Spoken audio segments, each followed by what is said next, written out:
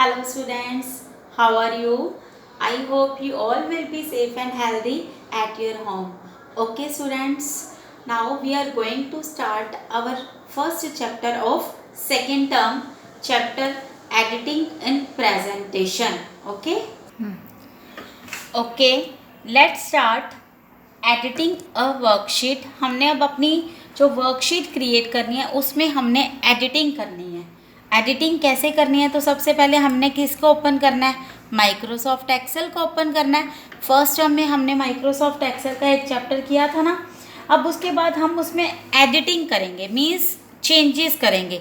तो चेंजेस कैसे करनी है, चैप्टर नंबर 6 है बेटा, एडिटिंग अ वर्कशीट। चैप्टर नंबर 6 हम स्टार्ट करने जा रहे हैं। तो पहले मैं एक्सेल को ओपन करने लगी हूँ। तो हम एक्सेल की शीट को ओपन करेंगे। एक्सेल की शीट अपीयर होकर आपके सामने आ रही है। मैं इसका साइज़ थोड़ा सा बड़ा कर लेती हूँ तो आपको अच्छे से विजिबल हो सके। ठीक है बेटा, साइज़ ठीक है ना।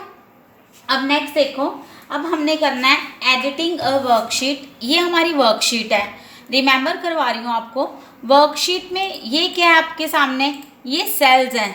जिसको मैं सेलेक्ट कर रही हूँ वो एक्टिव सेल है। ये सारे सेल्स हैं आपके सामने, ये जितने भी पड़े हैं ये सारे क्या हैं, सेल्स हैं। और जो सेलेक्टेड सेल है ये क्या है, जो सेल सेलेक्ट है उसको हम क्या बोलते हैं, एक्टिव सेल बोलते हैं। ये हमारा A B C D and so, ये हमारे कॉलम्स हैं। और ये 1 2 3 4 ये सब क्या है, हमारी रोज हैं। तो जो हमारी वर्कशीट है वो किसकी बनी है, combination of rose and columns. और ये रोज और कॉलम्स किसके बने हैं, सेल्स के बने हैं। ठीक है, तो हमने intersection of row and column जो है वो क्या बन जाता है, सेल बन जाता है। अब हम स्टार्ट करते हैं। फर्स्ट पॉइंट जो इसका है, सेलेक्टिंग सेल्स। सेल्स को आपने कैसे सेलेक्ट करना है, सिंपल, आपने क्लिक द रो हेडिंग। आपने रो हेडिंग पे क्लिक किया तो सारी रो सेलेक्ट हो जाएगी। Click on the column heading, अगर आप कॉलम हेडिंग पे क्लिक करोगे तो पूरा का पूरा कॉलम सेलेक्ट हो जाएगा। नेक्स्ट है एंटायर वर्कशीट। आप पूरी वर्कशीट सेलेक्ट करना चाहते हो, देन आपने क्या करना है, या तो आप कंट्रोल ए कीबोर्ड से, देखो सारी वर्कशीट सेलेक्ट होगी, कंट्रोल ए प्रेस करोगे तो पूरी वर्कशीट सेलेक्ट हो जाएगी। उसके बाद आप दोबारा से उस पर क्लिक करोगे तो वो डी सिलेक्शन में चेंज हो जाएगी। ठीक है, अदरवाइज हमने क्या करना है, यहाँ पर क्लिक करना है, तब भी पूरी ये वाला जो साइड पे एक बॉक्स बना हुआ है ना, ए यहाँ पर लिखा हुआ है और यहाँ पर 1 लिखा हुआ है, उसके यहाँ जहाँ मेरा माउस का पॉइंटर है, थोड़ा ध्यान से देखो बेटा, यहाँ पर आप क्लिक करोगे तो पूरी की पूरी जो है वो शीट भी सेलेक्ट हो जाएगी। ठीक है, समझ आ रहा है बच्चों सभी को। उसके बाद नेक्स्ट है, अगर हमने एडजेसेंट रोज या कॉलम्स को सेलेक्ट करना है तो हम कैसे करेंगे। मान लो मैंने ये वाली रो सेलेक्ट कर ली, हमने ये इस रो को सेलेक्ट किया, मैं शिफ्ट दबाकर डायरेक्ट 9th को कर रही हूँ तो 1 to 9 अपने आप सिलेक्शन में आ गई, क्योंकि मैंने साथ में शिफ्ट की को प्रेस किया हुआ है। ठीक है, ये एडजस्टेंट के लिए, एडजस्टेंट होता है जो साथ में टच कर रहे हैं, 1 के बाद 2, 2 के बाद 3, 3 के बाद 4।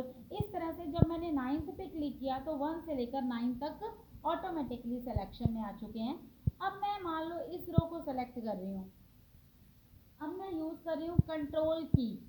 पहले मैंने शिफ्ट की को यूज किया एडजस्टेंट के लिए, अब मैं कंट्रोल की को यूज कर रही हूँ, कंट्रोल की मैंने प्रेस कर ली। अब मैं 8th को, अब फर्स्ट और 8th सेलेक्ट है, ध्यान से देखो, ये फर्स्ट वाली आपके सामने सिलेक्शन में आ रही है, ये 8th वाली सिलेक्शन में आ रही है। बीच वाली जो रोज है वो सिलेक्ट नहीं हुई, वो किस लिए नहीं हुई, क्योंकि अब मैंने कंट्रोल की यूज की है। एडजस्टेंट की, एडजस्टेंट जो रोज हैं उनको सेलेक्ट करने के लिए आपको शिफ्ट की को यूज करना है। और अगर आपने अल्टरनेट रोज को या कॉलम्स को सेलेक्ट करना है तो उसके लिए आपने कंट्रोल की को यूज करना है। जस्ट फिर से मैं करवा रही हूँ, मैंने एक कॉलम सेलेक्ट कर लिया, अब मैंने शिफ्ट की प्रेस करी और डी को प्रेस कर दिया, ए बी सी डी चारों के चारों सेलेक्ट होकर आ गए। ठीक है बेटा, अब मैंने ए को सेलेक्ट किया और कंट्रोल की प्रेस की और ओनली डी को सेलेक्ट कर लिया, किया तो मैंने सेम मेथड से ही था। ठीक है, लेकिन क्या हुआ, बी और सी बीच में सेलेक्ट नहीं हुए क्योंकि अब कंट्रोल की को यूज किया था। अब अल्टरनेट जो आपके कॉलम्स हैं वो सेलेक्ट हुए हैं। ओके, ये हमारा फर्स्ट टॉपिक था इसमें। नेक्स्ट है एंटरिंग नंबर, डेट, टाइम्स। अगर आपने कोई डेट या टाइम एंटर करवाना है तो आपने क्या करना है, कोई भी नंबर आप सेल के अंदर एंटर कर सकते हो। जैसे आपने कोई भी नंबर सेल के अंदर एंटर कर दिया, आपने अपने किसी भी टाइम और डेट को एंटर करवाना है तो उसके लिए हमारे पास एक फंक्शन होता है फॉर्मेट। अगर आप उसका चेंज करना चाहते हो, अक्टूबर पहले लिखा हुआ है या अक्टूबर सेंटर में लिखा हुआ है, तो आप उसमें फॉर्मेटिंग कर सकते हो। होम टैब में जस्ट आपने क्लिक करना है, click on the home tab from cells group. ये हमारा सेल्स ग्रुप है, ये हमारा होम टैब है। माउस के पॉइंटर को ध्यान से देखो, ये हमारा होम टैब है। ये होम टैब के बाद ये वाला हमारा सेल्स ग्रुप है। सेल्स ग्रुप में ऑप्शन पड़ी है फॉर्मेट की, तो आपने फॉर्मेट को चूज करना है। Then from menu click on the format cells option. आपने कौन सी ऑप्शन चूज करनी है, फॉर्मेट सेल्स की ऑप्शन को चूज कर लेना है।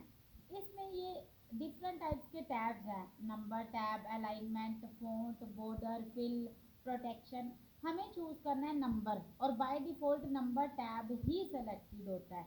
तो अब यहाँ से आप डेट या टाइम जो मर्जी चूज कर सकते हो। जैसे मैंने वेडनेसडे मार्च 14 इस तरह से लिखना है तो आप इसको चूज कर सकते हो।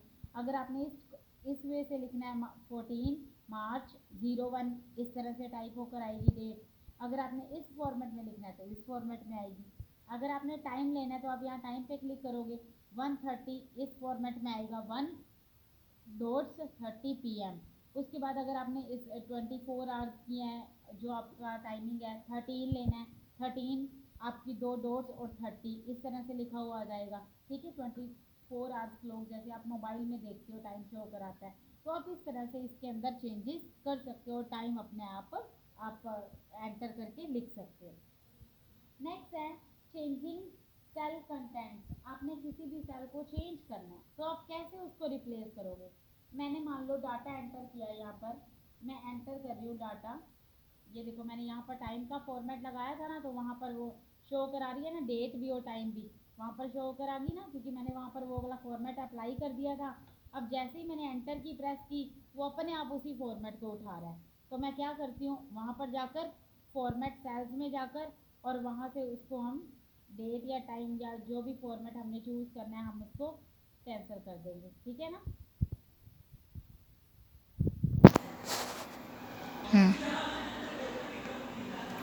4 इस तरह से मैंने उसकी फॉर्मेटिंग चेंज करके 1 2 3 4 5, ठीक है 6 ये डाटा मान लो मैंने एंटर करवा दिया। इसके बाद मैंने यहाँ पर 23 45 एंटर करके 67 89 90 98 ये वाला डाटा मान लो मैंने एंटर करवा दिया। ए वाले कॉलम में और बी वाले कॉलम में मैंने 2 कॉलम्स के अंदर डाटा एंटर करवाया है। अब 2 कॉलम्स में डाटा एंटर करवाने के बाद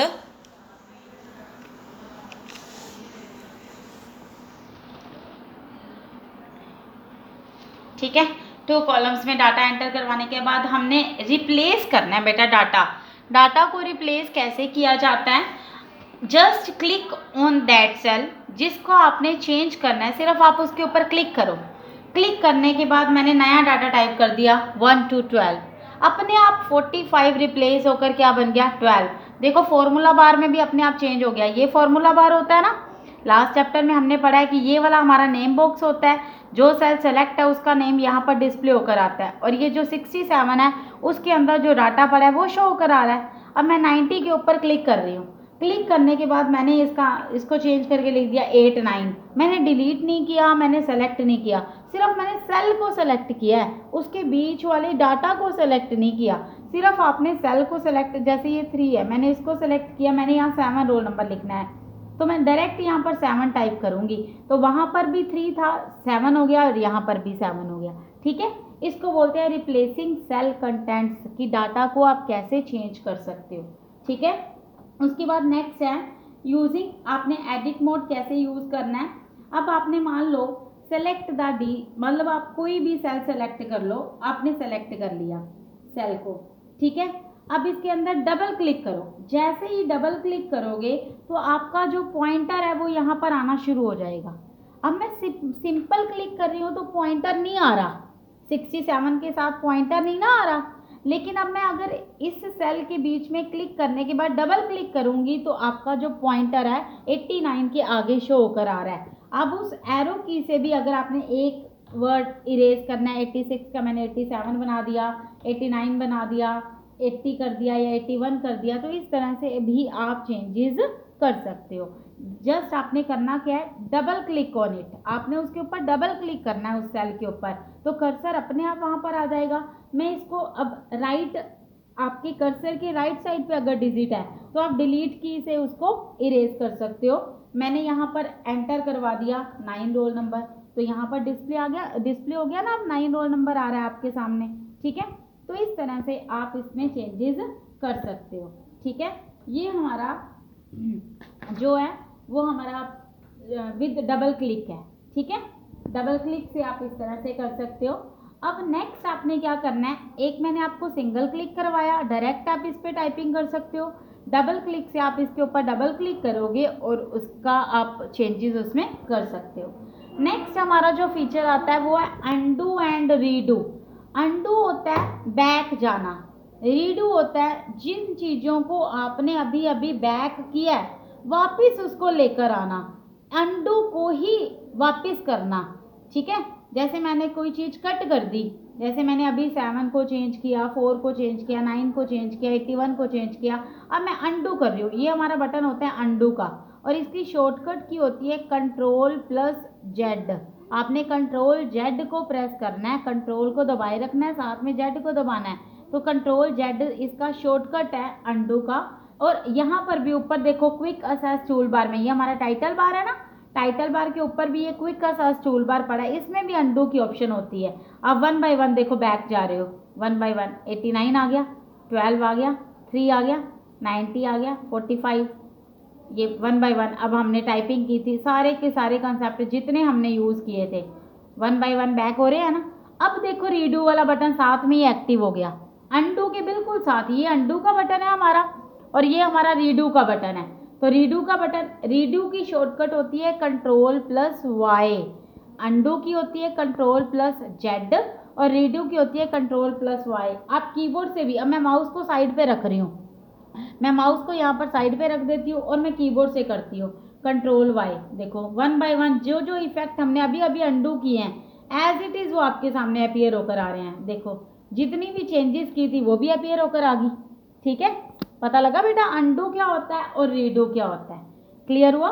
ये हमारा टॉपिक था कि अनडू, ये हमारे क्विक असेस टूल बार में भी अनडू और रीडू पड़े होते हैं और हम इनकी शॉर्टकट कीज Ctrl+Z अनडू के लिए और Ctrl+Y रीडू के लिए हम इनको यूज़ कर सकते हैं। ओके, नेक्स्ट है इंसर्टिंग कॉलम्स एंड रोज। ये हमने लास्ट चैप्टर में भी किया था, मैं फिर से बता रही हूँ कि आपने कैसे इंसर्ट करनी है, रोज और कॉलम्स को कैसे आपने इंसर्ट करना है।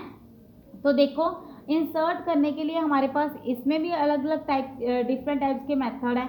मान लो मैंने यहाँ पर राइट क्लिक किया, इंसर्ट में गए, इंसर्ट पे क्लिक करके मैंने एक रो इंसर्ट कर दी, यहाँ पर क्लिक किया, इंसर्ट को चूज़ किया कॉलम, क्योंकि मैंने कॉलम को सेलेक्ट किया कॉलम इंसर्ट हो गया। अब रो को इंसर्ट किया, सेलेक्ट किया था तो रो इंसर्ट होगी थी। ठीक है बेटा, रो को सेलेक्ट किया था तो रो इंसर्ट होगी, जहाँ पर करोगे वहीं पर रो इंसर्ट हो जाएगी, जहाँ सेलेक्ट करोगे कॉलम को उसके एक आगे कॉलम आपके सामने विजिबल होकर आ जाएगा, बिल्कुल खाली। ठीक है, अब इसका सेकंड मेथड क्या है, इंसर्ट पे क्लिक करो, इंसर्ट में उसने बोला है मैंने मान लो यहाँ पर सेलेक्ट कर लिया, किसी भी चीज़ को आपने सेलेक्ट कर लेना है या आपका सेल पड़ा है, मैंने इंसर्ट के ऊपर क्लिक कर देना है, तो देखो एक सेल आपके सामने इंसर्ट होकर आ गया। फिर से सेल्स आ रहे हैं ना डिफरेंट टाइप्स के सेलेक्ट होकर। अब इंडेंट पे क्लिक करोगे तो वो पूछ रहा है इंसर्ट शीट रोज, इंसर्ट सेल्स, इंसर्ट शीट। आपको शीट इंसर्ट करनी है, शीट कॉलम्स इंसर्ट करने हैं, तो पूरा का पूरा कॉलम आपके सामने इंसर्ट होकर आ गया। ठीक है, मैंने बोल दिया इंसर्ट शीट रोज, तो पूरी की पूरी रो इंसर्ट होकर आ गई। फिर से मैं आपको अनडू करके बैक जाकर दिखाती हूँ और दोबारा उस मेथड से यूज़ करते हैं हम। वापस आ गया सारा डाटा, इंसर्ट शीट रोज, देखो एक रो इंसर्ट होगी, सेकंड जहाँ डाटा यहाँ पड़ा था आपका सेलेक्टेड सेल ये 12 वाला था, तो इसके ऊपर अपने आप एक रो क्रिएट होकर आ गई। अब मैं फिर से 23 को सेलेक्ट कर रही हूँ, अब इंसर्ट पे क्लिक करके इंसर्ट शीट रो, एक और रो आ गई ना उसके ऊपर, ठीक है, वो सारा डाटा क्या होएगा, नेक्स्ट में शिफ्ट होता जाएगा। अब मैंने कॉलम इंसर्ट करना है तो मैंने इसको सेलेक्ट किया हुआ है या इसको सेलेक्ट किया हुआ है, तो हम इंसर्ट में जाकर इंसर्ट शीट कॉलम्स, तो एक कॉलम आ गया उसके अबव। अब मैंने 1 को सेलेक्ट किया, अब इसके अबव एक और कॉलम आ जाएगा, तो एक अबव कॉलम आ गया ना। इस तरह से आप शीट में सेल्स, कॉलम्स और रोज इंसर्ट कर सकते हो, ठीक है। अब मैं अगेन अंडू करके डाटा को वापस वैसे लेकर जा रही हूँ। अब हमारा जो नेक्स्ट टॉपिक है ये था इंसर्ट रोज एंड कॉलम्स, कि रो को और कॉलम को आप बीच में कैसे इंसर्ट कर सकते हो, ये इंसर्ट होकर आ रहा था। नेक्स्ट है कॉपिंग एंड मूविंग डाटा, आपको डाटा को कॉपी कैसे करना है और मूव कैसे करवाना है। जस्ट सेलेक्ट द डाटा, पहले आपने जितना कॉपी करना है आप उसको क्या करोगे, सेलेक्ट कर लोगे। मैंने डाटा को सेलेक्ट कर लिया। डाटा को सेलेक्ट करने के बाद आपके पास होम टैब, ये कौन सा टैब है, होम टैब में क्लिप बोर्ड ग्रुप है, उसमें कट, कॉपी, पेस्ट तीनों ऑप्शंस पड़ी होती हैं। कट, कॉपी, पेस्ट, अगर आप यहाँ से कट करके इसको नई पोजीशन में लेकर जाना चाहते हो देन उसको हम क्या बोलेंगे, कट पेस्ट। लेकिन आप चाहते हो कि डाटा यहाँ पर भी एज इट इज रहे और न्यू पोजीशन पर भी वो आ जाए, that is called copy paste, उसको हम बोलते हैं कॉपी पेस्ट। तो मैं दोनों करके दिखा देती हूँ। जो कॉपिंग एंड मूविंग का मीनिंग है, कॉपिंग में आप कमांड यूज करोगे कॉपी पेस्ट, मीन्स कॉपिंग हो गया ना, डाटा कॉपी हो गया, एक जगह से कॉपी किया दूसरी जगह पर जाकर उसको पेस्ट कर दिया। अब कट पेस्ट मीन्स मूविंग, जो हमारा दूसरा इफेक्ट है मूविंग, उसका मीनिंग है कट पेस्ट, मूव कर देना, डाटा को एक जगह से उठा देना और दूसरी जगह पर जाकर उसको पेस्ट कर देना, ठीक है।